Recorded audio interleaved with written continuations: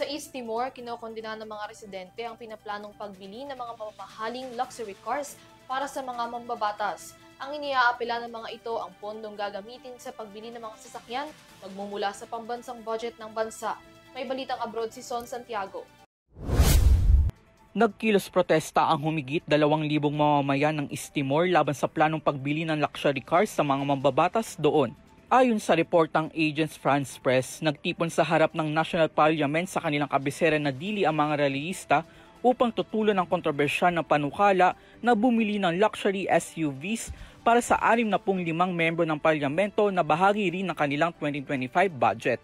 Bagamat nagsimula ng mapayapa ang demonstrasyon, nauwi naman sa violenteng tensyon sa pagitan ng pulis at nagprotesta na karamihan ay mga estudyante. Panawagan kasi nila na dapat ilaan na lamang ang pondo para sa edukasyon at serbisyong panlipunan, lalo na't nananatili ang problema ng kahirapan doon. Batay sa datos ng Asian Development Bank, nasa 40% ng 1.4 milyong populasyon ng East Timor ang nabubuhay pa rin sa kahirapan.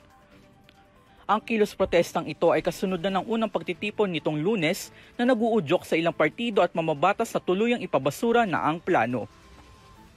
Nanindigan naman ang mga nagpoprotesta na hindi sila titigil hanggat hindi na ibabasura ito. Para sa EuroTV News, ako si Son Santiago, sumasaludo sa bawat Pilipino.